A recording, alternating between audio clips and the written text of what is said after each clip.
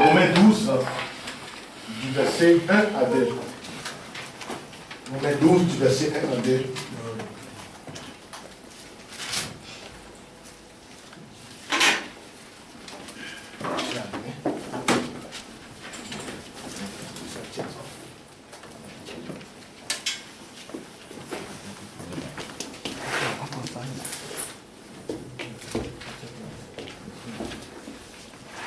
Donc, nous allons lire dans Romains 12, du verset 1 à 2.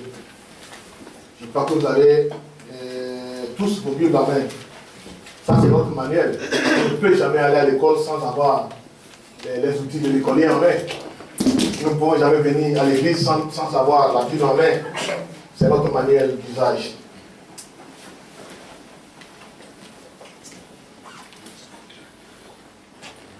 Donc, nous sommes dans Romains 12. Du verset 1 à 2. Nous allons commencer avec la lecture. Je vous exhorte donc, frères, par la compassion de Dieu, à offrir vos corps comme un sacrifice vivant, saint, agréable à Dieu, ce qui sera de votre part un culte raisonnable. Ne vous conformez pas au siècle présent, mais soyez transformés par le renouvellement d'intelligence, afin que vous discerniez quelle est la volonté de Dieu, ce qui est bon, agréable et parfait. Amen.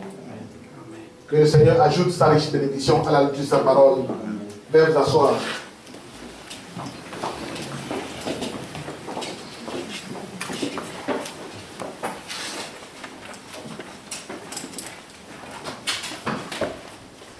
C'était l'exhortation de Paul à l'Église. Il dit, je vous exhorte donc, frères, par la compassion de Dieu, à offrir vos corps comme un sacrifice vivant, saint, agréable à Dieu, ce qui serait de votre part un culte raisonnable. Et il n'a pas terminé. Il dit, et ne vous conformez pas au siècle présent, mais soyez transformés par le renouvellement de votre intelligence, afin que vous discerniez quelle est la volonté de Dieu, ce qui est bon, agréable et parfait. Amen. Amen. Premièrement, nous devons conserver notre corps, lequel est le temple de Dieu, saint, agréable et parfait. Et nous ne devons pas nous conformer à ce siècle présent. Nous sommes dans un monde de civilisation. Et c'est ce que nous voulons voir aujourd'hui. Mais il dit, ne vous conformez pas au siècle présent, mais soyez transformés. Et transformer signifie être changé de quelque chose de différent. Alléluia. Amen. Le prophète maintenant dit, ce que nous jugions autrefois tellement précieuse, très chère, que nous ne voulons pas s'en débarrasser, aujourd'hui que nous avons la connaissance de la parole nous appelle à un renouvellement de la pensée, afin que nous puissions changer de goût, nous puissions changer notre façon de voir, et que ce que nous avions comme modèle dès ce jour en allant, ne serait-ce que la parole. Amen. Le changement de mentalité, le changement d'habitude, le changement de pensée, le changement de comportement. Voilà ce à quoi Paul nous appelle. Parce que dès à présent que nous avions pris Christ, nous devions être changés. Amen. Alléluia. Amen. Nous regardons d'abord la science. La science nous parle de la métamorphose. Quand tu vas dans document, il faut me faire voir un peu. Nous allons voir qu'il y a deux choses. Un être qui a commencé dans un état, et au fil du temps, avec l'évolution, il est transformé pour devenir un autre être. Nous allons voir cela ici sur le tableau. Je vais parler de cet être qui s'appelle le tétard. Pour ceux qui vivent auprès des eaux, c'est un être qui a commencé. Tu l'as trouvé? C'est un être qui a commencé en ayant les pattes, en ayant la queue, non, d'autres.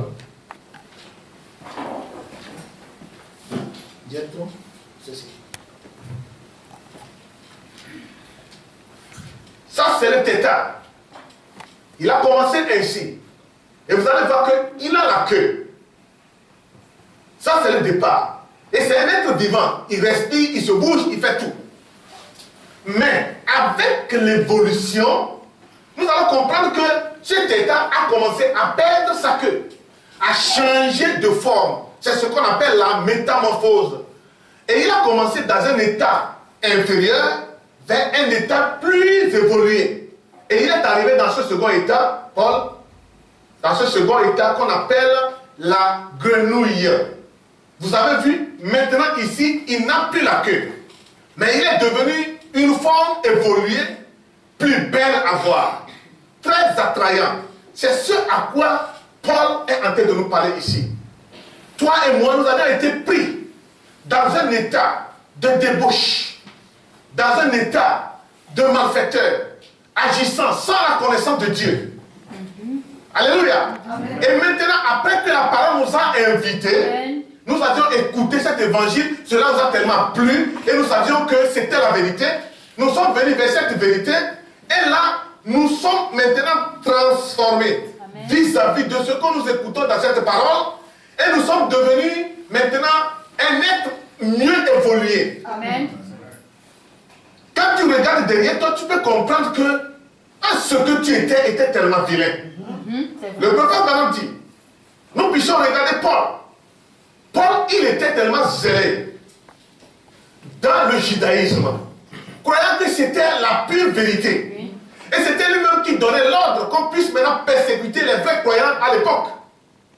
Mais chose bizarre, nous allons voir que Paul, après avoir rencontré cette vérité que toi nous croyons aujourd'hui, Paul pouvait dire, j'ai considéré ces choses-là qu'il considérait très précieux au départ. Maintenant qu'il a connu le Seigneur, il les a considérés comme quoi? Des potoirs, comme une perte de temps, comme des choses inutiles. Alléluia. Parce qu'il a maintenant le renouvellement de la pensée. Il a maintenant une autre compréhension de la vie. Est-ce que vous voyez? Il est entré dans une autre dimension. Et il pouvait comprendre ce que dit l'Écriture. Auparavant, il a étudié. Mais maintenant, sous l'inspiration, sous la conduite de cet esprit, il peut pouvoir voir autrement. Amen. Amen. Cela. Il ne le voyait plus comme auparavant. Nous allons voir, nous parlons de la transformation. Qu'est-ce qui peut amener la transformation? Ne serait-ce que Dieu lui-même. À travers quoi? Sa parole. Amen. La Bible dit que quand Dieu a créé les cieux et la terre était comment? Informe. Et qu'est-ce qui gisait sur la terre? C'était l'eau. Et l'esprit de Dieu se mouvait là-dessus. Et Dieu, par sa parole, il a appelé à l'existence le sec, la terre. Et cela a mis du temps. Mais cela s'est accompli. Amen. Et Dieu a changé ce chaos à un Éden où l'on peut vivre dans la tranquillité. Amen. Amen. Suivez mes frères et sœurs. Amen. Amen. Dieu a changé le chaos. Dieu a changé cette ténèbre. Dieu a changé ce monde rempli d'eau à un Éden de Dieu, là où il pouvait placer ses enfants. Amen. Et il a fait à travers quoi? La parole de Dieu. Amen. C'est ce que nous voulons écouter aujourd'hui. Le prophète dit dans la puissance de la transformation, prêché en 1965. Dieu a pris ce grand chaos de ténèbres et l'a transformé en un jardin d'Éden. Voyez-vous, par sa parole. C'est ainsi que nous sommes transformés par la parole de Dieu. Quand Dieu a dit que la lumière soit et la lumière fut, cette masse de création est venue aux alentours du soleil et a commencé à tourner autour du soleil et est devenue un jardin d'Éden. Amen. Car elle a obéi à la parole de Dieu. Amen. Elle a fait une volonté parfaite de Dieu. Car c'est elle, car elle a été transformée du chaos à un jardin d'Éden par la parole de Dieu. C'est pour cela que nous sommes ici. Comme mon message, ça a toujours été la parole de Dieu.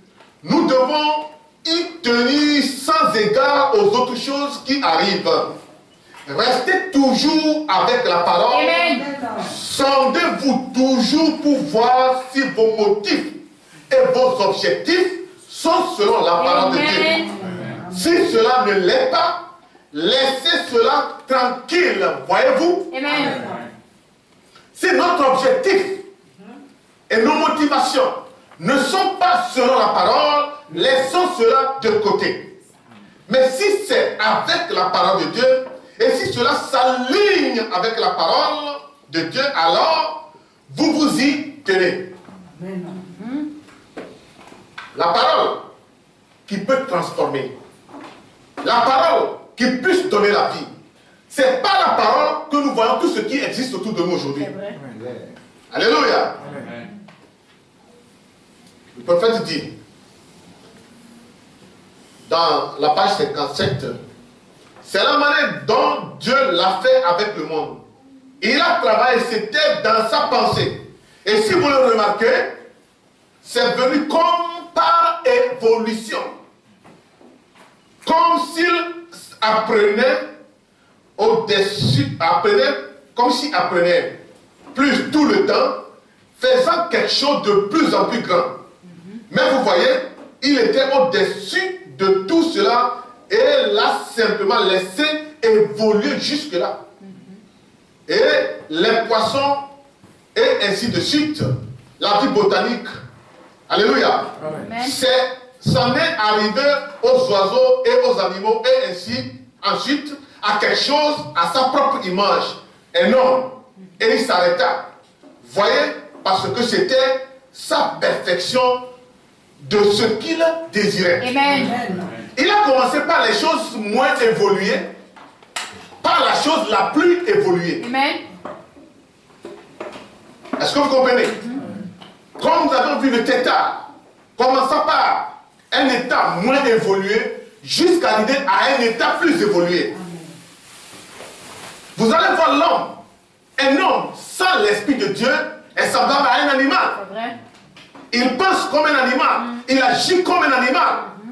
Mais celui-là qui a l'esprit de Dieu en lui, il est au-dessus de ces choses. Amen. Amen. Il est arrivé à un état plus évolué. Amen. Il comprend mieux la situation. Il raisonne selon la façon normale. Alléluia. Et vous savez, quand Dieu appelait à l'existence les choses, Dieu ne se précipite pas. C'est nous qui nous précipitons. C'est vrai. Mais Dieu use beaucoup de patience. Quand il dit que la lumière soit et la lumière fut, cette lumière peut prendre même une année, même 1000 ans. Mais Dieu sait que sa parole ne faillira jamais. Amen. Une fois qu'elle a été prononcée, Dieu use de patience avec cette parole jusqu'à ce qu'elle va arriver à l'accomplissement. Amen. Et c'est ainsi que Dieu agit.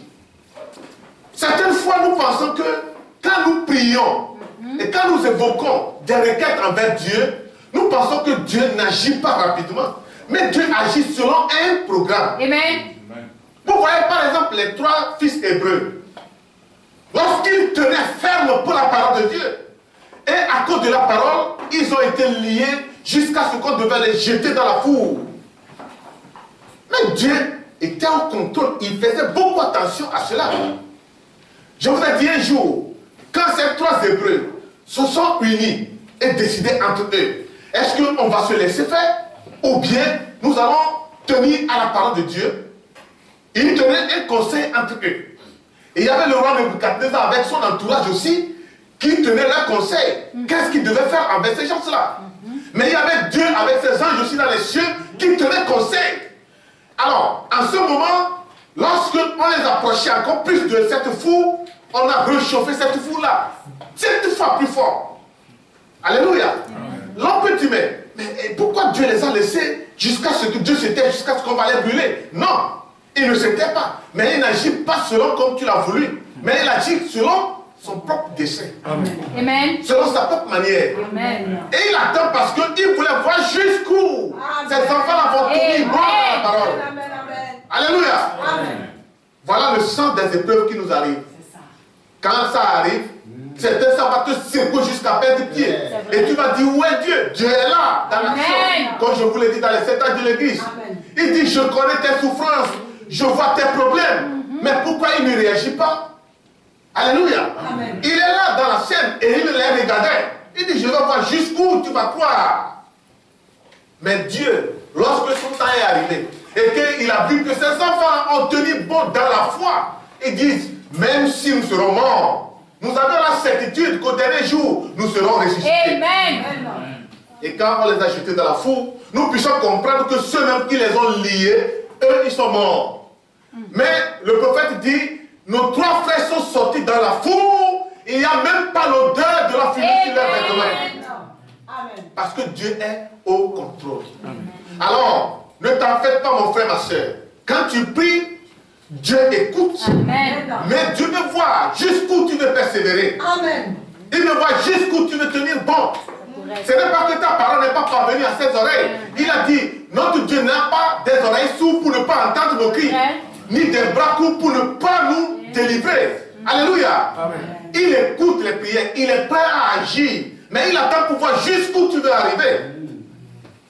Il use beaucoup de patience. Frère Madame dit, certaines fois, nous pouvons voir, il y a une soeur à qui on a prié, comme nous avons prié pour notre frère, notre ami Serge la fois dernière. Quelqu'un peut dire, mais pourquoi nous avons prié pour lui et il n'a pas recouvert subitement la vue? Le prophète dit ici, je pense à une petite soeur ici dans une chaise roulante. Combien de prières fidèles ont été faites à son sujet? Alors, nous ne comprenons pas ainsi. Nous remettons simplement cela à Dieu. Elle est une fleur ici parmi vous, avec son charme et tout. Vous voyez, le fait que nous puissions nous lever et nous promener, comme elle aimerait faire cela, mais cependant, elle est charmante, juste de la façon dont elle est assise. Je suis toujours inspiré de regarder la petite dame, vous voyez. Ne croyons tous pas nous croyons tous dans la guérison. Nous avons vu Dieu faire des miracles, bien au-delà de cela, vous voyez. Et elle sait cela aussi, mais elle veut prendre sa place, voyez-vous. Chacun doit reconnaître sa place dans le corps. Dieu peut agir de sa manière. Dieu peut répondre maintenant. Dieu peut répondre plus tard. Il dit, même si sa parole, sa promesse tarde à venir, elle s'accomplirait toujours. Amen. Alléluia. Amen. Il faut seulement que nous ayons la foi. Amen. Et je vous l'ai dit, la foi, c'est une ferme assurance. Amen. Des choses qu'on espère et une démonstration de celles qu'on ne voit pas. Amen. Une fois que tu as cru dans cette parole commence d'abord son œuvre intérieurement. Oui. La transformation commence d'abord à l'intérieur. Voilà pourquoi Frère Madame dit, quand tu marches, on dit ce qu'on voit à l'extérieur, c'est ce qui est à l'intérieur. Parce que l'extérieur proclame l'intérieur. Voilà pourquoi Dieu, quand il veut commencer la transformation, il commence d'abord à l'intérieur. Et petit à petit, cela se manifeste à l'extérieur. Alléluia. Amen. Nous voulons être transformés. Voilà pourquoi nous sommes ici. Nous voulons être transformés. Mais comment? Je suis dans la paragraphe 59. Il dit ceci. Maintenant, nous voulons être transformés nous-mêmes par le renouvellement de notre entendement. Voyez-vous, non pas ce que nous avons sur la terre, ce que nous cherchons sur cette terre, mais ce que nous allons devenir dans le monde à venir. Amen. Nous cherchons la transformation, non pas pour ce que nous sommes en train de faire sur la terre ou ce que nous cherchons sur la terre, mais nous voulons être transformés afin que nous puissions aussi être participants de ce monde à venir. Amen. Que le Seigneur est allé préparer. Amen. Voilà pourquoi Paul dit, ne vous conformez pas à ce siècle présent, parce que tôt ou tard, ce siècle serait effacé. Et vous savez bien, mes frères et sœurs, que le monde à présent est réservé pour le feu, le baptême du Saint-Esprit, le baptême de feu. Comme toi, tu as passé par la justification à travers le baptême d'eau. tu as passé par la sanctification à travers le sang de Jésus, et tu as eu part au baptême du Saint-Esprit, par le feu du Saint-Esprit, c'est ainsi que le monde a eu sa justification à travers le déluge au temps de Noé. Le monde a eu sa sanctification au temps de Jésus, lorsqu'il a versé son sang. Et le monde attend le baptême du feu. Et ce monde serait effacé. Alors Paul nous dit, si nous nous conformons à ce siècle présent, si nous voulons nous habituer à ce que le monde d'aujourd'hui fait, veut dire que nous serons effacés un jour avec ce monde. C'est vrai. Nous serons effacés un jour. Nous serons anéantis un jour avec ce monde. Mais nous nous transformons attendant ce monde à venir. Amen. Parce que nous devons avoir une nature pour pouvoir entrer là-bas. Nous devions avoir une façon de penser pour entrer là-bas. Nous devons être comme Jésus pour entrer là-bas. Nous n'allons pas être comme le monde pour pouvoir entrer là-bas. Alléluia. Nous devons être comme Jésus. Voilà pourquoi nous sommes ici.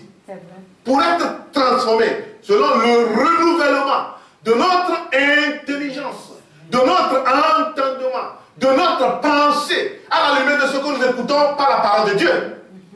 Alléluia. Amen. Notre rédemption n'est pas chose bon marché. Parce que c'est le Fils, c'est son Fils qui l'a donné comme sacrifice expiatoire. Ce n'est pas chose facile, mes frères et sœurs. Ce n'est pas chose bon marché, je le répète. Il faut que quelqu'un puisse céder son Fils, qu'il puisse prendre notre place. Nous qui sommes condamnés à la mort, celui-là, il a accepté de supporter cette mort, afin que toi et moi, nous puissions avoir la liberté qu'il nous donne à travers le sacrifice du sang. Ce n'est pas chose facile. Voilà pourquoi le prophète dit, je dois arriver à la statue de cet homme parfait. Je dois être comme lui. Nous le chantons toujours. Être comme Jésus. Ça doit être notre pensée. Le renouvellement de notre pensée. Nous ne devons plus penser et être comme ce que nous étions. Mais nous devons changer de mentalité et penser que nous devions arriver comme lui. Amen. Autrement dit, nous ne pouvons pas entrer là-bas. La Bible dit, soyez parfaits, comme votre Père Céleste est parfait. Amen. Et le prophète dit, comment nous puissions arriver à la perfection si nous n'avons pas l'idée de la perfection en nous? Le renouvellement de la pensée. Le prophète dit, ce monde n'est pas notre cité permanente. Nous allons vers quelque part. Et nous nous préparons à la lumière de ce que nous écoutons par la parole. Et seule la parole qui puisse nous transformer. Quelquefois, paragraphe 77, vous devez vous séparer de tout ce qui vous est cher sur la terre pour prendre la position à laquelle Dieu vous a appelé. Amen. Ça ne doit pas. Quelquefois, vous devez prendre la position par la parole, vous séparant des choses ou des personnes les plus chères pour vous. Je suis sûr que vous pouvez lire entre les lignes. Amen. Ce que je suis en train de vous dire.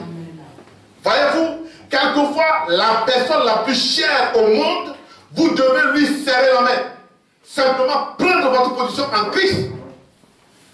Là où Dieu vous a appelé. Mais que fait Dieu? Il vous transforme à partir de ce que vous étiez. Peut-être une fille ou un fils, ou quoi que ce soit, provenant d'une charmante famille, parfois, il vous place quelque part ailleurs. Parce que c'est sa façon de faire, voyez-vous, par le renouvellement de votre entendement pour obéir à la parole de Dieu, sans faire attention au prix. Amen. Vous devez serrer la main à ton ami. S'il ne veut pas marcher dans la parole de Dieu, s'il ne veut pas croire, tu lui serres la main et tu lui dis au revoir. La personne la plus chère pour toi. Jésus dit, si ta femme te plaît plus que moi, ton enfant te plaît plus que moi, ton père te plaît plus que moi, et autres, tu ne peux pas me suivre. Tu ne peux pas me suivre. C'est une décision forte et dure. Et il faut le courage. Et ce courage-là, c'est parce que tu connais que lui là, il est péché par rapport à ce que tu as en train d'abandonner. Amen. Paul, il a compris, après qu'il a rencontré le Saint-Esprit sur le chemin de Damas, quand l'Esprit l'a changé sa mentalité, alléluia, ce qu'il condamnait, il a marché tout droit et il est devenu participant de cette même chose. Amen. Les gens peuvent dire, mais Paul, il est fou. Oui, il est fou pour quelqu'un. Il est fou pour Jésus-Christ. Les gens peuvent te demander, mais qu'est-ce que toi tu vas chercher là-bas à Milan? Toutefois, là, à Milan, qu'est-ce que tu vas chercher à Milan? N'y a-t-il pas d'église à côté de nous ici? Amen. Tu comprends ce que tu as en train de faire. Mais eux, ils ne peuvent pas comprendre. Amen. Paul savait que ce qu'il a rencontré aujourd'hui, c'est plus que ce qu'il avait auparavant. Il a dit, j'ai considéré toutes ces choses-là comme dépotoires pour pouvoir gagner qui? Jésus. Alléluia. Dieu, quand il appelait à l'existence, que la lumière soit et la lumière fut, que ceci soit et ceci fut, que ceci soit et ceci fut, c'était la semence qu'il a en train de semer. À travers la parole. Voilà pourquoi nous disons la parole que nous écoutons, c'est une semence que Dieu est en train de semer. Amen. Et le prophète dit, nous devions ouvrir notre cœur afin que cette semence-là entre. Parce que cette semence parole-là, frère, en toi, qui peut te transformer. Amen. C'est la parole. Tes conseils ne peuvent pas me changer. Mes conseils ne peuvent pas te changer. Il n'y a rien que l'on peut faire pour changer son prochain.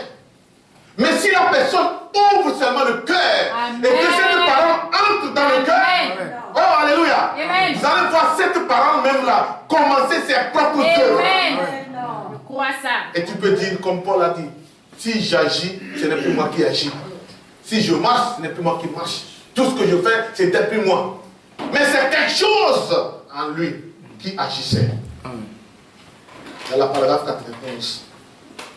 Maintenant, cela nous donne alors la foi. Et ce qu'il a dit ici, cela va arriver. Ainsi, laissons descendre cette semence dans nos cœurs, que nous puissions en être le terrain d'enrichissement, d'enracinement plutôt. Voyez, dans nos cœurs. Et agissons à l'endroit où il nous a placés. Si la parole te dit, mon frère, c'est ici que tu dois rester, reste là. C'est la place que Dieu a voulu. Ne raisonne pas. S'il dit reste là, reste là. Nous devons obéir à cela. Il dit, agissons à l'endroit où il nous a placés dans les derniers jours. Voyez-vous, laissez la semence tomber dans nos cœurs. Seigneur, laisse ta parole tomber dans mon cœur. Qu'il n'y ait pas d'incrédulité en moi. C'est vrai. Amen. Nous ne devons pas douter. Amen. Nous allons voir cela. Nous ne devons pas douter. Nous devions croire. Croire et croire. Si la parole de Dieu te dit, sœur, tu dois laisser tes cheveux croître, ne doute pas et ne raisonne pas. Amen. C'est la parole qu'il a dit. Amen. Si la parole te dit, toi femme, tu ne porteras jamais un vêtement d'or, c'est la parole qu'il a dit. Reste là. Amen. Alléluia. Amen. Vous savez, Satan a déformé cet Éden de Dieu à son Éden aujourd'hui. Je vous ai dit la fois dernière, la première dispensation dans l'Éden, c'était quoi? L'innocence. Le peuple était nu, mais ils ne le savaient pas. Parce qu'ils étaient voilés par le voile du Saint-Esprit. Amen. Et Satan, qu'est-ce qu'il a fait? Il a amené ce qu'on appelle la civilisation. Et cette civilisation, c'était le piège de Satan pour nous avoir. Et dans cette civilisation aujourd'hui, il y a la mort là-dedans. Il a dit, le jour où tu mangeras, ce jour-là tu mourras. Dieu ne faillit jamais dans sa parole. Il a dit, le jour où tu mangeras.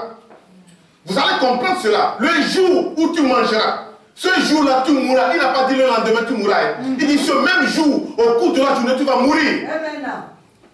La parole dit dans 2 Pierre chapitre 3 verset 8. Il dit un jour devant Dieu c'était comment? 1000 ans. Donc un jour devant Dieu c'est 1000 ans. Adam, quel âge il a avant de mourir? Est-ce qu'il a fait un jour devant Dieu? Quand il a été précipité dans le temps. Parce qu'il était dans l'éternité. Et vous savez que dans l'éternité, il n'y a pas d'âge. Oui. Et la Bible dit quand il a été précipité dans le temps, on a commencé à compter 1 an, 2 ans, 3 ans. Il est mort à l'âge de combien? À l'âge de 930 ans. Est-ce qu'il a fait un jour? La Bible dit le jour où tu mangeras, ce jour-là tu mourras. Alléluia. Ce même jour tu mourras, au cours de la journée tu mourras. S'il a atteint 1000 ans, donc il a fait un jour devant Dieu. Il n'a pas atteint un jour. Il n'a pas atteint un jour. Notre père Abraham, combien d'années il a fait? Combien d'âge il a eu avant de mourir? Abraham a 175 ans. Est-ce qu'il a atteint un jour? Il n'a même pas atteint 1 heure de temps. Si nous voulons faire le calcul. Parce que dans une journée, on a 24 heures. Alléluia. Dans une journée, on a 24 heures. Dans une année, on a combien de jours? On va faire le calcul, vous allez voir si Abraham a fait même 2 heures de temps devant Dieu. Il n'a même pas fait ça. Dieu ne ment pas dans sa parole. Il dit, le jour où tu mangeras, ce jour-là tu mourras. Et cette mort-là est là aujourd'hui. Avec la civilisation, nous puissions comprendre combien de nourritures sont hybridées. Et que nous mangeons tranquillement, oh c'est doux, oh c'est doux, c'est doux. Et après tout, on commence à devenir à bon point. Vous allez voir des gens qui sont tellement lâches avec les parcelles gros comme ça, les pieds maigres comme je ne sais pas. La nourriture que nous mangeons aujourd'hui, ça nous crée beaucoup de maladies. À cause de quoi? L'hybridation. Frère Madame dit, à l'époque, au temps de nos parents, les vaches peuvent s'hiverner. À l'hiver, non, les vaches peuvent sortir pour brouter des herbes. Mais aujourd'hui, laissez sortir ces vaches-là. Et elles vont mourir, tous. Parce qu'il faut les vaporiser, les vacciner, les donner des produits et autres et autres. Frère Madame dit, il disait, voyez la photo de ce noir-là, de ces noirs à l'époque. Ils n'ont jamais eu de pénicilline dans leur corps. Mais ils sont plus forts et ils vivent longtemps plus que les blancs. C'est le prophète Balaam qui le disait. Dans la brochure là, j'ai ça en italien aussi. Il dit, il vivait longtemps. Il est allé en Sud-Afrique à la chasse avec des indigènes, les noirs. Avec son binocle, il a vu une biche à distance. Avec son binocle, il a rêvé et il a tiré sur la biche. Frère Madame est là avec ses lunettes et autres, avec les frères qui les ont suivis avec leurs lunettes et autres. Mais ils n'ont pas vu que la balle a atteint la biche. Mais le noir là qui est là, sans lunettes, il regardait, il a dit, vous avez abattu la biche là. Il dit, mais comment est-ce que toi tu l'as su? Ils allaient. Vraiment, on a abattu la biche. L'indigène là, qui ne sait même pas discerner le bien et le mal. Écoutez bien mes frères et sœurs, mais ils mangeaient des choses naturelles. Je vous ai dit la fois dernière, prenez la tomate que vous achetez aujourd'hui dans le marché. Mettez ça même dans le frigidaire. 3 jours, 4 jours après, ça va pourrir là-bas. Mais allez-y chez nous en Afrique là. Les tomates qu'on cueille dans le champ, vous allez déposer ça même par terre. On n'a même pas de frigidaire pour mettre là-dedans. Mais ça va faire 2 semaines là-bas. Ça ne pourrit pas. L'hybridation. Est-ce que vous comprenez? Je vous disais la fois dernière, si Ève avait su ce que Dieu lui a dit, quand tu vas manger là, tu vas mourir. S'il a compris les effets que cette connaissance va produire, elle n'allait pas accepter. Elle n'allait pas accepter. Mais elle a pensé que c'était bon. Mais vous pensez que Dieu nous donne de mauvaises choses? Non. Il dit, méchant que vous êtes, mais vous savez donner de bonnes choses à vos enfants. À combien de fois c'est notre Dieu qui nous a payé? Amen. Alléluia. C'est de bonnes choses qu'il a toujours réservé à ses enfants. Amen. Regardez les plantes aujourd'hui. Quand vous prenez un manguier, les manguiers naturels chez nous en Afrique là, ils vivent longtemps. Mais certaines fois, ce n'est pas nous-mêmes qui les avons plantés aussi.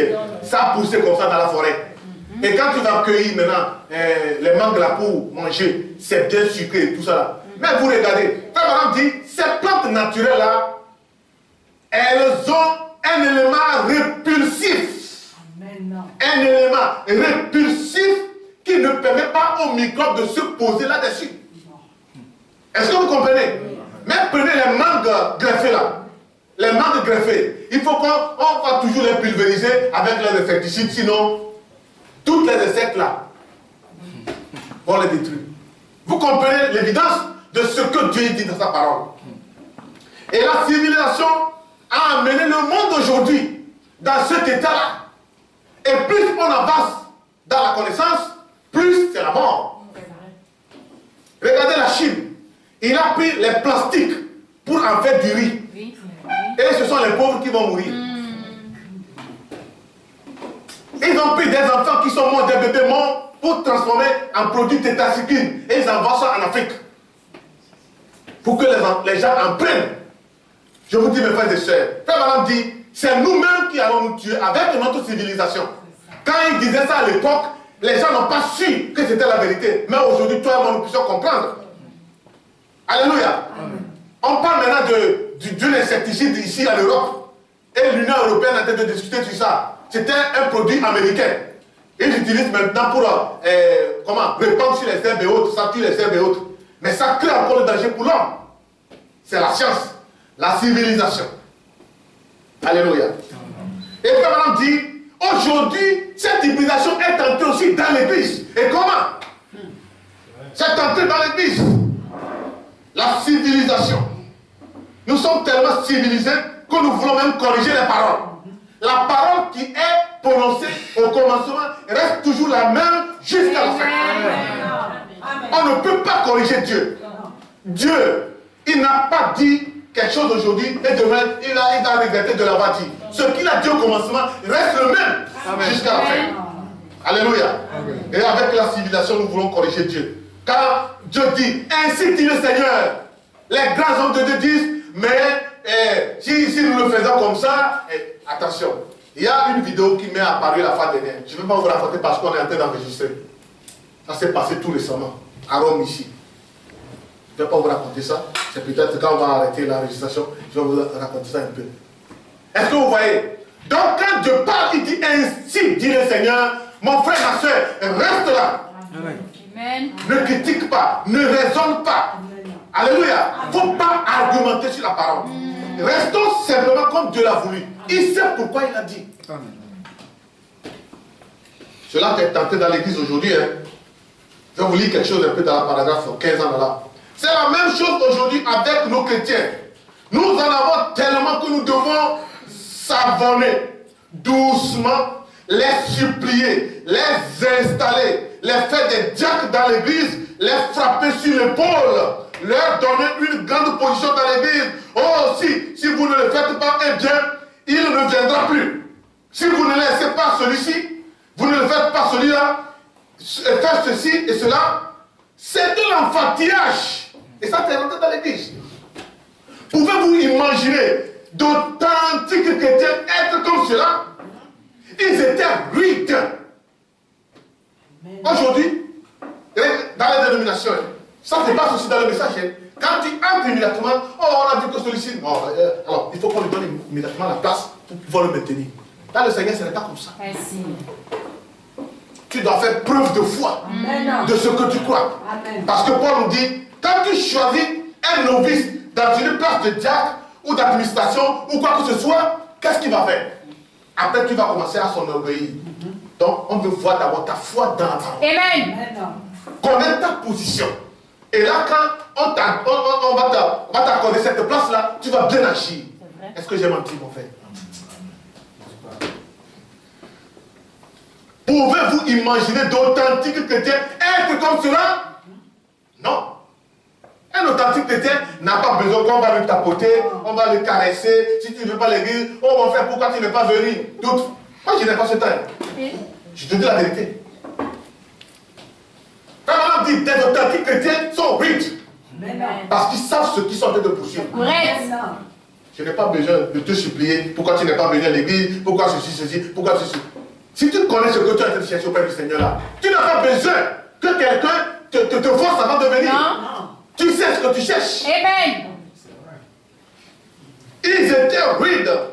Ils étaient solidement bâtis. Pouvez-vous imaginer Saint Paul et ce type de chrétien? Pouvez-vous imaginer Saint Pierre être ce type de chrétien?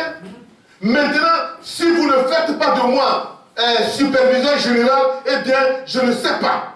je pourrais aller rejoindre tel et tel.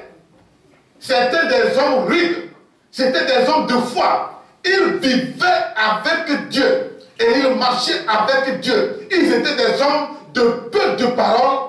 Ils servaient Dieu jour et nuit, constamment. Vous ne deviez pas le pulvériser, le choyer, lui offrir ceci, cela ou autre chose. Ils étaient des hommes rudes.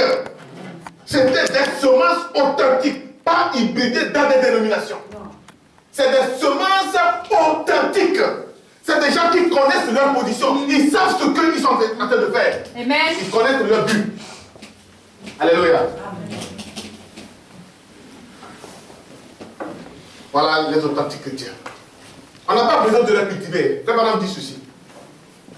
Dans la paragraphe 184. J'aime vous lire ça pour que vous puissiez prendre note. Ça va vous servir aussi pour le lendemain. Alléluia. Amen. Je suis dans la paragraphe 184. Il dit, on ne cultive pas un homme en Dieu. On ne civilise pas un homme en Dieu. Il est né une semence de Dieu, venant de Dieu, qui a toujours été Dieu. Amen. Et ne pourra jamais être rien d'autre que Dieu. Amen. Un authentique chrétien, on ne le civilise pas. Non, non. Il est né enfant de Dieu. Et sa nature, c'est Dieu marchant sur ce pied. On n'a pas besoin de le choyer. Et ne pourra jamais être rien d'autre que Dieu. Vous n'êtes pas civilisé dans cela. Nous avions une autre civilisation, la civilisation de la parole. Amen. Qui est autre que cette civilisation qui nous tue aujourd'hui. La civilisation de Dieu. C'est la vraie civilisation que Dieu a confiée à Adam et Ève. Et ils l'ont perdu. Et la mort est entrée. Alléluia. La mort est entrée.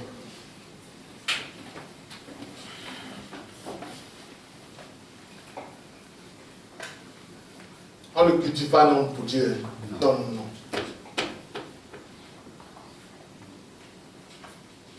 Quand nous connaissons notre position, on n'a pas besoin qu'on va nous vaporiser comme des plantes hybridées avant de suivre le Seigneur. Frère dit, la chrétienté ne demande pas un titre. Elle ne demande pas de faveur.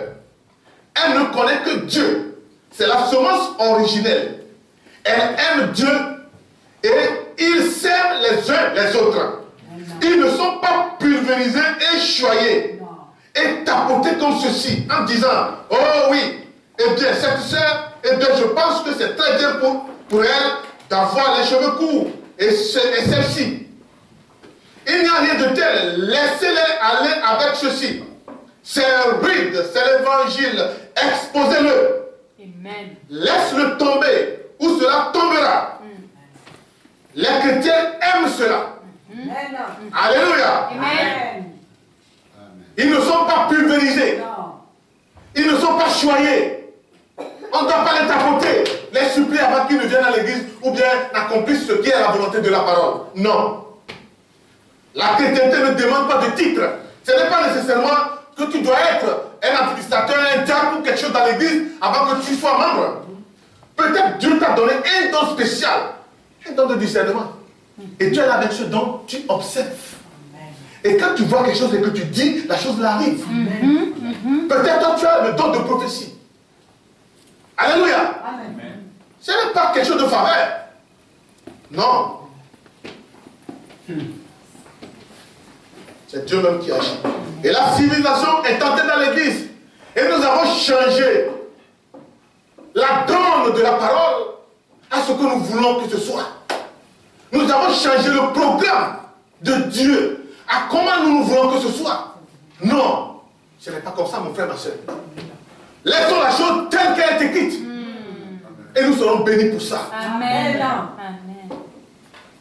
La civilisation aujourd'hui. Au commencement, sans cette civilisation, Adam et Ève n'ont pas besoin de travailler pour manger. Dieu les nourrissait. Amen. Ils volaient à la vitesse de la pensée. Si j'ai soif d'aller voir un frère à Vérone, ou bien à Rome, ou bien en Angleterre, il suffit seulement que je pense seulement du frère, je suis déjà dans sa maison. Amen. Là aujourd'hui avec la science, il nous faut prendre l'avion. Et quand l'avion là ça tombe, vous imaginez combien de personnes meurent. Vous prenez la voiture, quand la voiture fait accident, vous imaginez la tragédie, vous imaginez le drame. C'est la civilisation. Et cette civilisation aujourd'hui nous a mis de nouveau en nu. Cette civilisation aujourd'hui a ramené le monde encore dans un nouveau chaos. Et vous allez voir les femmes, des dames, des femmes mariées qui vont dans l'église même avec les Corans, faisant voir toute leur nudité comme ça. Et ils s'appellent des chrétiennes. Quel genre de chrétienté ça? Des femmes qui ne sont plus responsables de prendre soin de leur propre corps. Qu'est-ce que dit Paul? Ne vous transformez pas au siècle présent. Alléluia. Ne vous conformez pas au siècle présent. Vous devez présenter votre corps comme un sacrifice vivant, Amen. non un sacrifice mort. Amen. Amen. Votre corps, c'est un temple de Dieu. Et vous devez le conserver comme un sacrifice vivant. Amen. Qui est celui qui veut faire un sacrifice et puis il amène devant le sacrificateur un mouton déjà mort? C'est un sacrifice mort qui pue au nez de Dieu. Notre corps, c'est le temple de Dieu, nous devons le conserver Amen. de la façon juste, parfaite. Et aujourd'hui, je vois même des hommes de Dieu sur le pupitre, tellement dépigmentés, ils veulent devenir comme des blancs. Ça, c'est contre nature. Alléluia. Amen. C'est contre nature. Amen. Regardez le blanc, il va acheter les crèmes et tout ça là, pour pouvoir dépigmenter son corps devenir noir. Parce qu'il convoite notre peau. Alléluia. Et toi le noir, tu jettes la discrédit sur ta nature. C'est comme tu veux corriger Dieu, la couleur que Dieu t'a donnée, ça ne te plaît pas, et tu veux la dépigmenter pour devenir blanc comme lui. Attends, quand tu n'auras plus l'argent pour acheter la crème là, tu vas devenir noir comme le goudron. C'est comme ça. Mes frères et sœurs, il dit, nous devons conserver notre corps. Non, il dit, je vous exhorte donc, frères, par la compassion de Dieu, à offrir vos corps comme un sacrifice vivant, Amen. saint, agréable à Dieu, ce qui serait de votre part un culte raisonnable. Quand tu viens devant Dieu, tu sais que Dieu habite dans ce corps. C'est le temple. Tu dois bien l'entretenir comme cela se doit. Je ne crois pas que ta maison, quand elle commence à vieillir, tu vas toujours laisser ta maison comme ça. Il faut trouver de peinture, il faut appeler le maçon pour renouveler tout ça là. Pour que la maison soit habitable. C'est ainsi que Dieu veut que nous abandonnons ce qui est vieil là, ce qui pue à cette là, que nous puissions les abandonner pour renouveler notre pensée. Amen. À la lumière de ce que nous écoutons dans la parole de Dieu, afin que nous puissions orner notre temple. Amen. Que Dieu puisse habiter là-dedans. Amen. Alléluia. Amen. La civilisation, c'est la mort. L'hybridation, c'est la mort. Et tout ce que nous mangeons aujourd'hui, c'est la mort. Voilà pourquoi nous n'arrivons même pas à atteindre 100 ans. Vous voyez aujourd'hui, on donne des primes à ceux qui ont atteint 100 ans. Mais à l'époque, ce n'est pas comme ça. Des gens qui dépassaient 150 à 180 ans avant de mourir, on ne les donnait même pas des primes parce qu'il y a des gens qui vieillissaient plus que ça. Aujourd'hui, il faut donner prime à quelqu'un qui a atteint 100 ans. Et combien on en a? Ils sont peu. Qu'est-ce qui a causé cela? C'est la connaissance, la civilisation. Nous ne sommes pas contre la civilisation. Nous ne sommes pas contre l'analphabétisme. Non. Mais nous avons une civilisation qui ne mène pas à la mort. C'est vrai. Amen. Alléluia. Amen. Une civilisation qui ne mène pas à la mort. Frère Madame dit, j'ai lu ça et j'ai un peu ri. Il dit, regardez nos sœurs. Même quand elles vont dans les concours de danse mondiale là, est-ce que vous savez danser comme les femmes classiques la danse? Non. Frère Madame dit, vous allez même échouer 1 million de fois. Parce que ceux du monde là, ils savent danser d'une manière ou autre. Si quand vous les chefs vous présentez là, ça ce n'est pas votre goût, ce n'est pas votre nature. Vous n'avez pas cette habitude là. Vous n'avez pas marché avec les vos talons comme eux ils marchent comme ça. Et tout ça là. Donc quand vous vous présentez immédiatement, quand on te voit la tête, il y a échoué avant de danser. Et écoutez ce qu'il a dit. C'est très intéressant, mes frères et sœurs. Certaines fois, nous prêchons comme un petit, vous distraire un peu, mais c'est la vérité.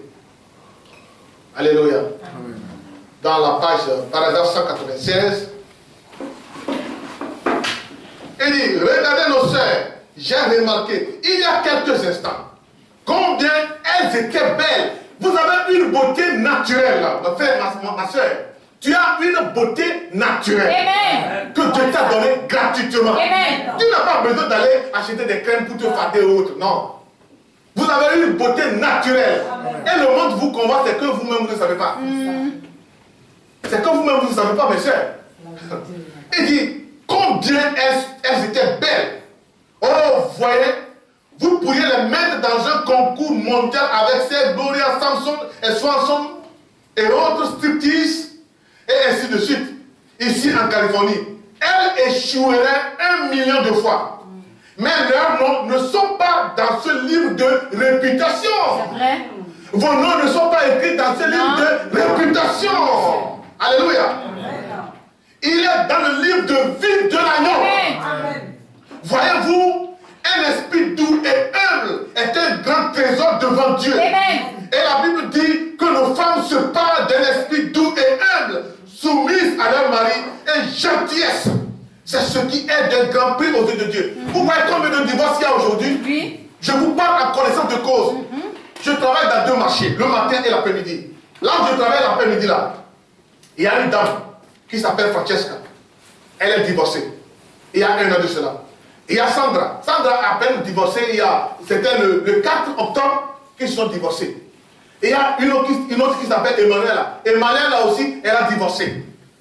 Le directeur lui-même là, il a divorcé il y a 1 an et demi. Et tout ça là, je suis allé de l'autre côté, il y a aussi une dame là-bas. Son mari c'est une garde de finance. Elle autre aussi, je parle avec lui, je dis mais il y a une tragédie vraiment dans le marché que je n'arrive pas à comprendre. Elle dit qu'est-ce qui ne va pas? J'ai dit, tous tes collègues là sont divorcés. Elle dit, et qu'est-ce que tu penses qu'on va faire? Moi aussi je suis en voie de divorcement. Je dis mais qu'est-ce que tu racontes? Elle dit oui, je dors maintenant à Baranzati. Son mari est ici à Boïsa. Et l'autre va dormir à Baranzati. Et tout ça là. Elles ne savent pas que c'est un risque, c'est une ruine de la vie. Et elles pensent que ça c'est la vie. Et quand tu passes, il te dit toi tu n'es pas avancé, tu n'es pas civilisé. Oui, votre civilisation là, ça vous amène dans la mort. C'est vrai.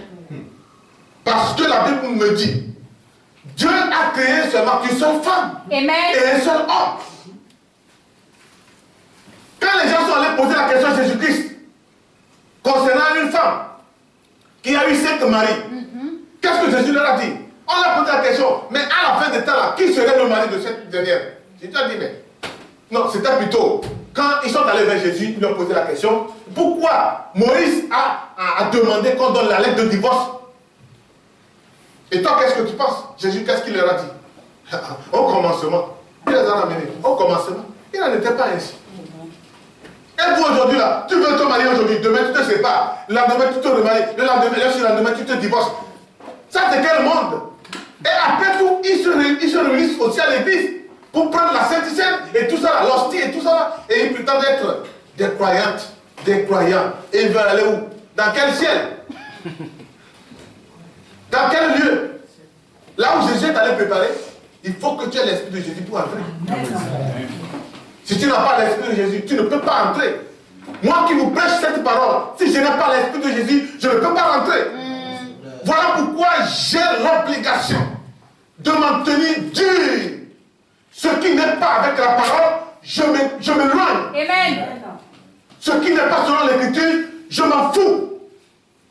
Alléluia. Amen. Ce sont les violents qui s'en emparent. Amen. Ce n'est pas dans le combat comme ça. Non. Tu dois prendre une décision. Amen. Comme je vous l'ai lu, tu dois serrer la main à ton ami. S'il ne veut pas marcher avec toi, laisse-le. Prends ta route. La civilisation. Au commencement, il n'en était pas ainsi. Et aujourd'hui, elles sont devenues toutes nues.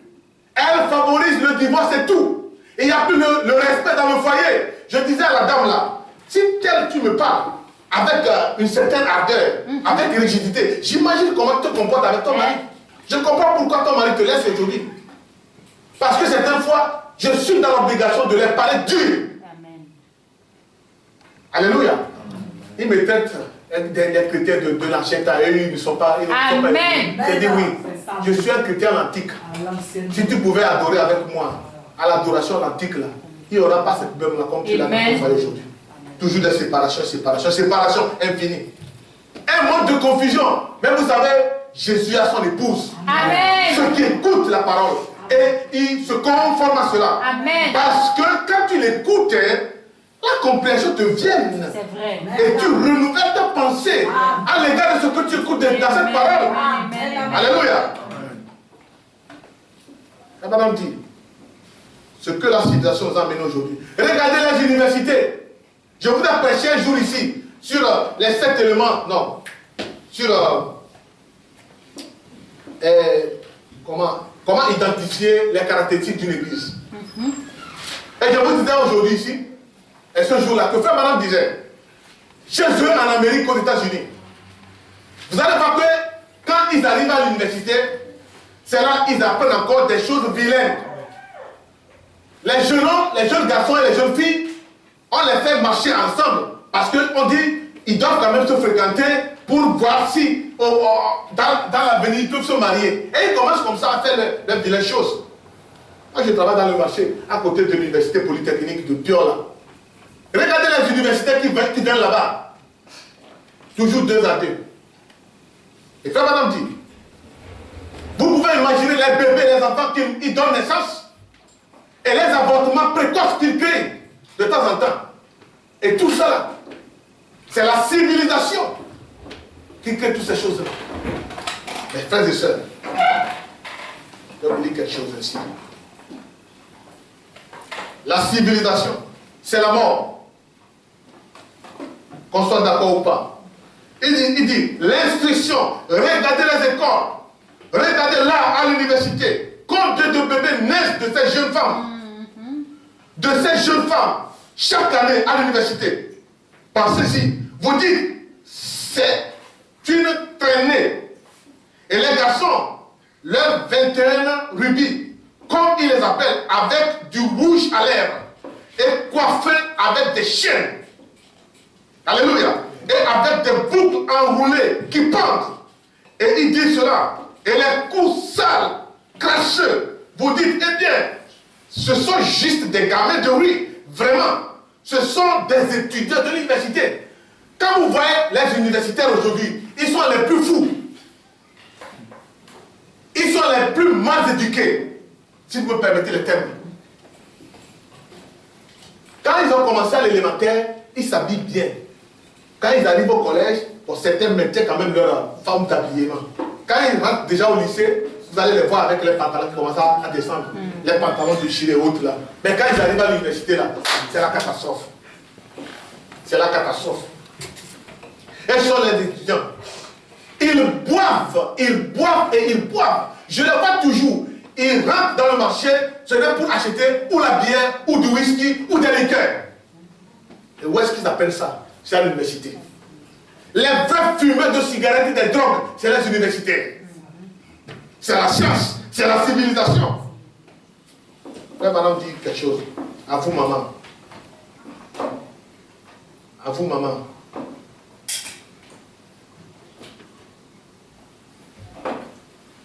Ne trouvez pas, vous, toutes les femmes, quand vous parlez à des jeunes filles au sujet de porter de longs cheveux, qu'elles disent, pourquoi avez-vous les longs cheveux? Vous voyez? Pourquoi portez-vous de longs jupes? Vous allez leur parler, mais elles haussent les épaules. N'est-ce pas vrai? Elles savent que c'est juste. S'il y a une dame parmi elles, vous voyez? Elles savent que c'est juste. Mais vous voyez, elles ne peuvent s'humilier devant cela. Elles ne peuvent s'humilier devant cela. Parce qu'elles se croient très instruites. Très intelligentes comme maman qui parle. Peut-être maman n'a même pas fait le collège. Et à cause de les instructions, ils ne veulent plus écouter papa. Ils ne veulent plus écouter maman. Parce que quoi? Elles sont instruites. Et tout cela, c'est la mort. Ils ne le savent pas. Dieu dit à Caïn, Caïn savait que ce que Abel avait fait, c'était la vérité. Genèse 4, verset 6 à 7. Comme ta fille, quand tu lui parles, elle sait que ce que tu dis, c'est la vérité. Mais elle ne peut pas s'humilier à cela. Comme Caïn, Dieu lui a dit, si tu as bien fait, si tu as bien agi, ton sacrifice sera agréé. Même maintenant, fais comme ton frère. Autrement dit, le péché est couché devant ta porte. Tu sais ce qu'est la vérité. Alors applique cela. Autrement dit, si tu ajoutes l'incrédulité à cela, la mort est couchée devant ta porte. Parce que le péché, c'est quoi? C'est l'incrédulité.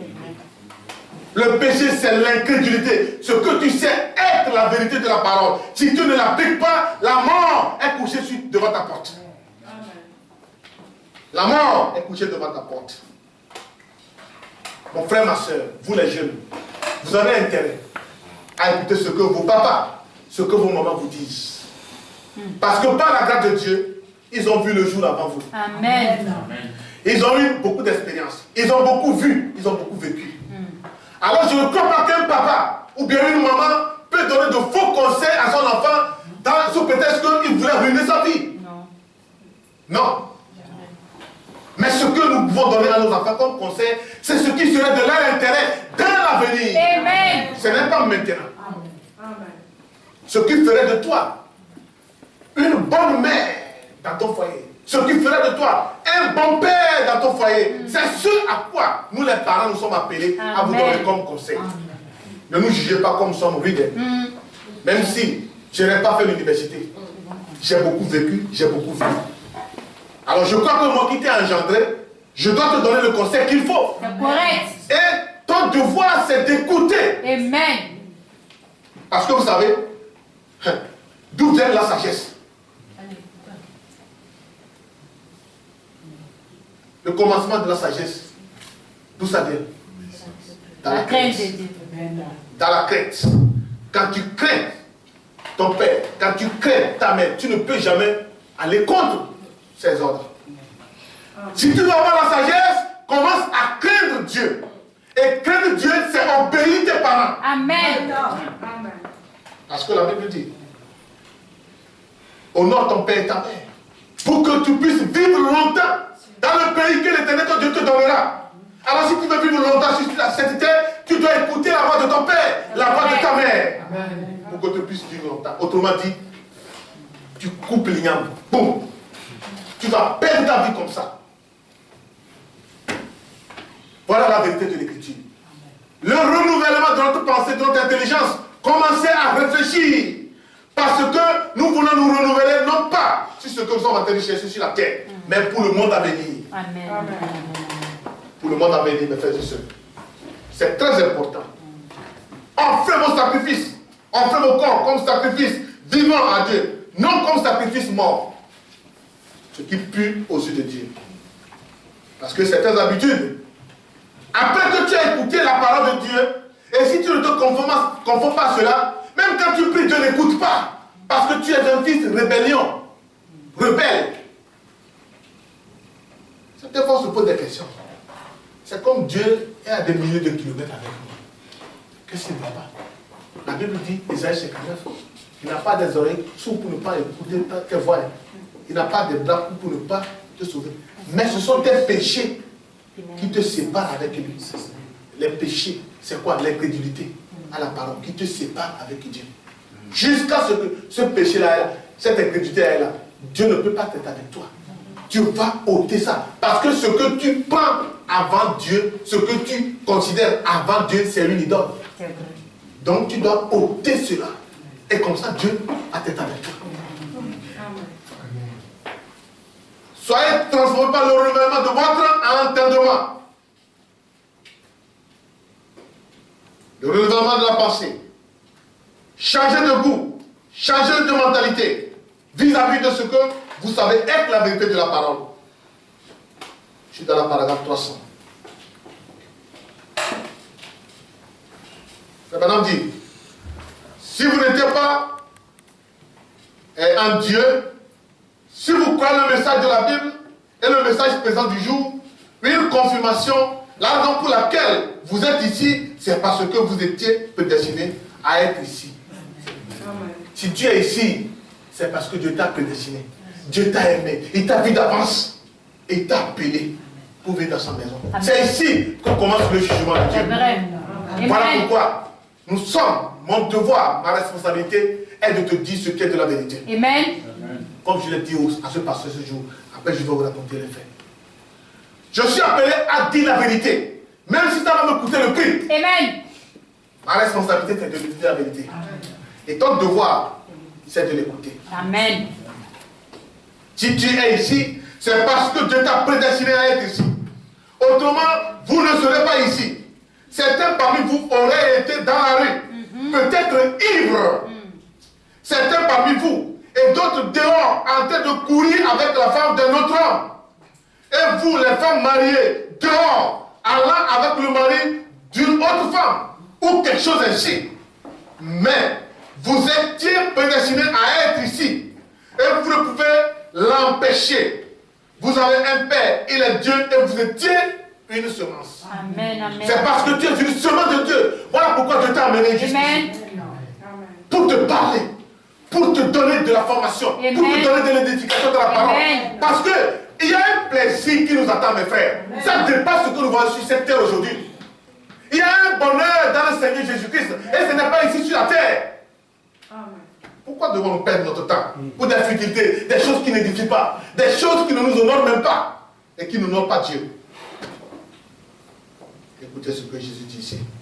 Quoi que Christ ait été, je le suis. Tout ce que Christ a été, je le suis. Tu as été avec lui sur le prétoire de Pilate ce jour-là. Lorsqu'on l'a arrêté, on a tenté de le juger. Tu étais en lui. Amen. Amen. Amen. Amen. Dans le prétoire de Pilate. Tu étais à Jésus lorsqu'on le frappait jusqu'à Golgotha. Tu étais en lui.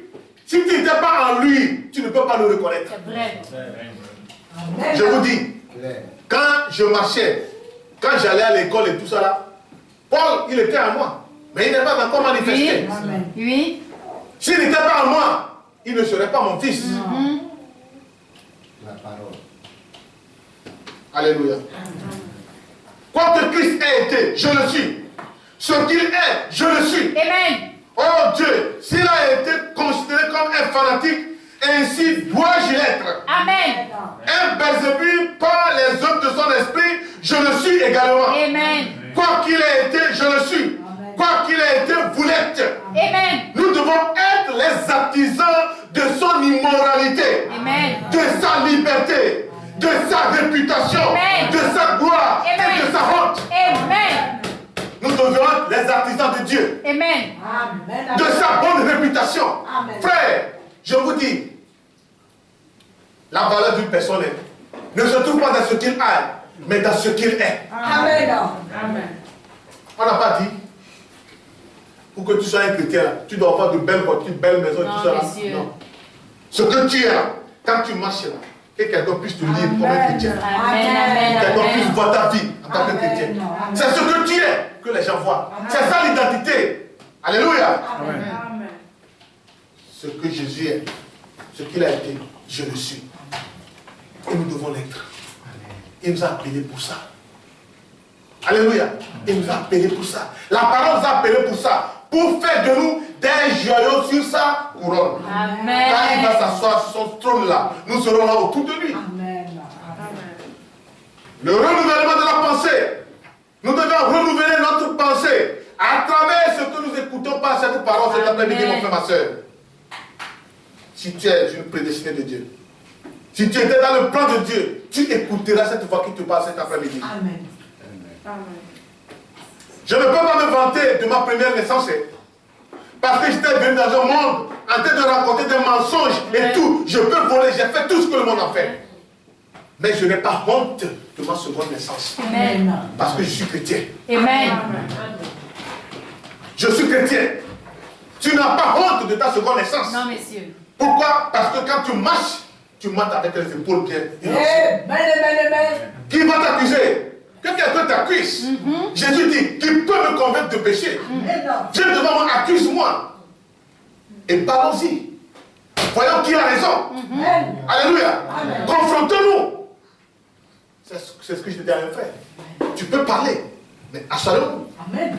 Et parlons-y. Voyons qui a tort, qui a raison. Alléluia. Paul dit, même si on vous accusait comme si vous étiez des malfaiteurs, le jour où on visitera vos bonnes œuvres, qu'on puisse glorifier Dieu. Amen. Qu'on puisse glorifier Dieu, mon frère, ma soeur. Amen. Écoutez ceci pour terminer. Je me sens conduit comme ça d'arrêter. Vous pouvez imiter n'importe laquelle de ces choses que vous pouvez contacter, comme les chrétiens. Ou vous pouvez chasser les démons comme un chrétien. Mais la tour de contrôle intérieur, le commencement, l'origine n'est pas de Dieu. Elle ne retournera jamais à Dieu. Tu peux chasser des démons. Tu peux prier pour les malades. Mais si la tour de contrôle, le cœur, l'intérieur, l'origine n'est pas de Dieu, tu ne peux jamais arriver à Dieu. Tu ne peux jamais arriver à Dieu. Tu peux imiter le christianisme, mais tu ne peux jamais arriver à Dieu. Amen. Comme Jude, il n'est pas arrivé à la Pentecôte. Parce que son origine, ce n'est pas le fils de Dieu. C'était un fils de la perdition. Vous comprenez, mon frère, ma soeur? Tu peux être présent tous les dimanches, adorer comme cela se faut. Mais si ton origine n'est pas Jésus, n'est pas la parole, n'est pas Christ, tu n'es qu'un imitateur. Tu ne peux jamais changer. Tu ne peux jamais changer. On peut toutefois prêcher cette parole avec une ardeur forte. Mais l'origine là n'est pas Christ. Et tu ne peux jamais ressembler à Christ. Mais si l'origine est Christ, ta provenance, c'est Dieu. Amen. Alléluia. Amen. Tu n'as pas besoin qu'on t'en parle trop. Tu n'as pas besoin qu'on crie avant que tu entendes. Parce que Jésus dit, mes brebis entendent ma voix. Et ils ne suivront aucun. Mes brebis entendent ma voix. Tout enfant né d'une famille écoute la voix de le Père. Alléluia. Vous puissiez être changé. Tu peux être changé. Tu peux être changé. Nous puissions être changés à travers la parole. Ce que nous entendons. Abraham, il est de même nature que toi. Quand Dieu lui a fait la promesse, le prophète dit, Abraham n'a pas tenu compte de son état de vieillesse. Mais il se fortifiait dans la foi. Jusqu'à ce que cette promesse est devenue une réalité dans sa vie. Et regardez, là, avant que cette promesse ne devienne une réalité, il y avait une transformation physique dans son corps. Jusqu'à ce que Abimelech peut désirer même sa femme. Une vieille femme de 85 ans est devenue plus jolie que les Miss de l'Égypte, jusqu'à ce que le roi la désirait. Une vieille femme qui a dépassé la ménopause. Mais si elle s'approche de toi, toi un jeune homme là, mais tu vas courir à 6 parties. Tu vas courir parce que elle va jeter une discrédit sur toi. Mais Dieu l'a changé parce que il croyait à la vérité de la parole. Il croyait jusqu'à ce que cette parole-là est devenue une réalité en eux. Ça a changé leur façon de voir, ça a changé leur forme. Et Abraham et Sarah sont devenus encore jeunes. Tu peux changer. Par le renouvellement de ce que tu entends de la parole. La transformation peut venir si tu ouvres le cœur à la parole. Et que cette parole descend. Cette semence parole descend dans ton cœur. Frère, cette parole te changera. Amen. Cette parole te changera. Alléluia. Amen. Tu sais une chose. S'il y a cette parole de la transformation en toi, cette parole de la résurrection en toi, tu peux même mourir. On peut t'ensevelir au fond de la mer. Lorsque la voix de l'archange va retentir. Amen. Alléluia. Amen. Cette semence-là va te transformer. Amen. Et tu reviendras à la résurrection. Oui. Et c'est ce que je crois. Amen. Nous serons transformés. Amen. Si nous croyons, mon frère, ma soeur, si nous croyons à cette parole infaillible, quelque chose va commencer à se produire dans ta vie. Amen. Si tu crois, levons la main, nous allons prier. Amen. Si tu crois, tu verras la gloire de Dieu. Si tu crois, cette parole puissante de Dieu qui est la semence que tu as acceptée dans ta vie, te fera transformer. Changera ta façon de voir, ta pensée. Cette parole changera tout ce qui est en toi. Et tu deviendras une nouvelle créature selon la parole. Et là, quand tu vas tourner les regards, tu diras, oh, vraiment j'ai changé. Dieu te bénit. C'est la vérité. Notre Père Céleste, nous te sommes infiniment reconnaissants, Seigneur, pour ton amour, pour la grâce que tu nous as accordée. Ce n'est pas que nous ayons mérité quelque chose, Seigneur Jésus-Christ. Nous ne méritons rien, mais ta grâce a fait de nous ce que nous sommes aujourd'hui. Seigneur de gloire, tu nous invites à un renouvellement de la pensée, à un changement de mentalité. Le renouvellement de notre intelligence vis-à-vis de ce que nous écoutons par la parole. Père de gloire, voici que ta parole a été prêchée. Nous te prions, Dieu divin, de commencer une œuvre nouvelle dans notre vie. Change-moi, Seigneur, ma façon de penser. Renouvelle en moi un cœur bien disposé, un cœur réceptif qui puisse accepter et croire toute la parole sans raisonner, sans douter. Que nous soyons bénis, Seigneur. Ton peuple a soif de toi. Ton peuple a besoin de toi. C'est pour cette raison qu'on est ici, Seigneur. Pour que tu le changes. Oh, renouvelle en moi, Seigneur. Renouvelle dans mon frère. Renouvelle dans ma soeur, Seigneur Jésus-Christ. Tu es nouveau. Seigneur, tu es le potier. Nous sommes que de l'argile entre tes mains. Tu es prêt à nous façonner à ta façon, Seigneur. Je ne peux pas contester à toi, Seigneur. Je ne peux pas aller contre tes ordonnances, Seigneur. Je ne fais que m'abandonner à toi, entre tes mains, afin que tu puisses me donner la forme qu'il convient. Oh, Seigneur, change-moi. Donne-moi l'esprit. Cet esprit par lequel nous prions à ma Père. Le Saint-Esprit, lequel est le gars de mon salut. Seigneur, il est écrit dans la parole. N'attristez pas le Saint-Esprit par lequel vous êtes scellés pour le suite de votre rédemption. Ne laisse pas, Seigneur, que mes attitudes puissent attrister le Saint-Esprit. Ne permets pas, Seigneur, que mes paroles vont attrister le Saint-Esprit. Non, monsieur. Je reste, Seigneur, à ta disposition, à ton service. Viens, Seigneur, et accomplis tes promesses. Viens, Seigneur.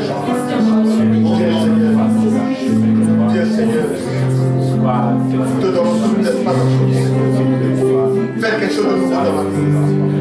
Fais quelque chose de nouveau dans la vie de ma soeur. Dans la vie de mon frère. Donne-nous, oh Dieu, un cœur de chair.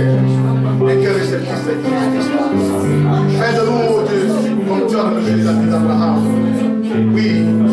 Et à la puissance de transformation dans la parole. Et si nous croyons en cette parole, nous serons transformés par le renouvellement de notre intelligence. Merci Seigneur pour ce temps. Merci également pour le Saint-Esprit qui nous a formés.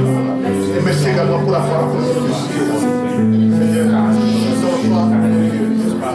ton choix exalté, ton choix magnifié. Quelle est la législation? Au nom de Jésus.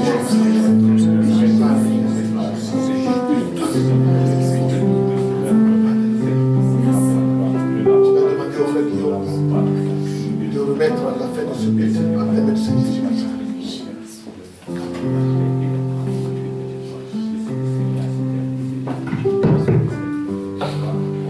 Puissant vainqueur, puissant vainqueur, tu l'es, Seigneur. Nous venons d'écouter la voix de Dieu, la puissance de la transformation. Quand nous voyageons un peu dans ta parole, nous croyons que le Dieu qui avait transformé un vieillard à un jeune homme, une vieillard à une jeune femme, nous allons un peu à la jeunesse, tournant nos regards vers Abraham, qui avait 100 ans, sa femme, Sarah, qui avait 90 ans, Seigneur. Tu les avais fait cette promesse, il y avait 27 ans.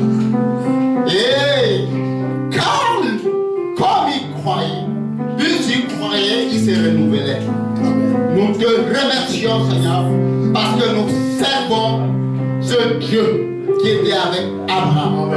Nous servons ce Dieu qui était avec tous les saints d'autrefois, même Zacharie, oh le Père de Jean-Baptiste, Seigneur. Si nous allons jusqu'à la fin, nous allons savoir que ce Dieu qui transforme les hommes, nous étions des pécheurs. Tu nous as transformés des hommes des pécheurs à des hommes saints. Et aujourd'hui tu nous agrées. Aujourd'hui tu peux nous accepter. Aujourd'hui tu peux écouter nos prières. Et aujourd'hui, Seigneur, tu nous fais la promesse de la vie éternelle. Oh, alors que le monde est en train de périr. Le monde est mort. Et aujourd'hui, tu as racheté dans ce monde. Tu as repêché dans ce monde. Il y a un petit troupeau. Et tu nous dis, ne crains pas, petit troupeau, car il a plu à l'Éternel de nous donner le salut. Amen. Merci Jésus de Nazareth. Merci du fond du cœur.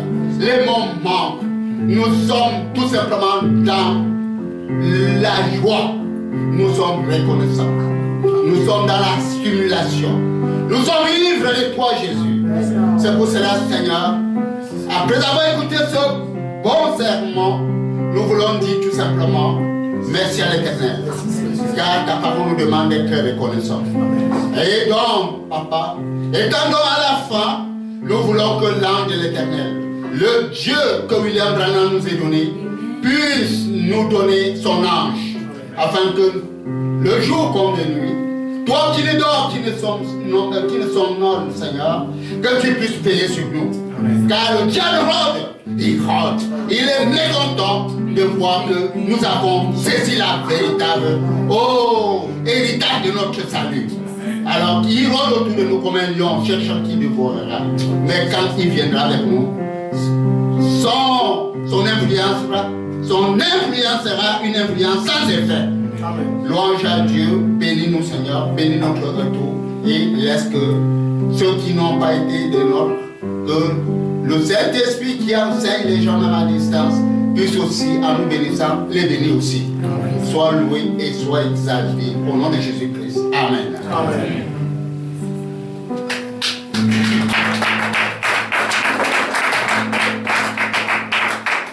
Dieu vous bénisse richement. Serrez-vous les mains les uns les autres. Souhaitez un bon retour à ton frère, ta soeur. Shalom.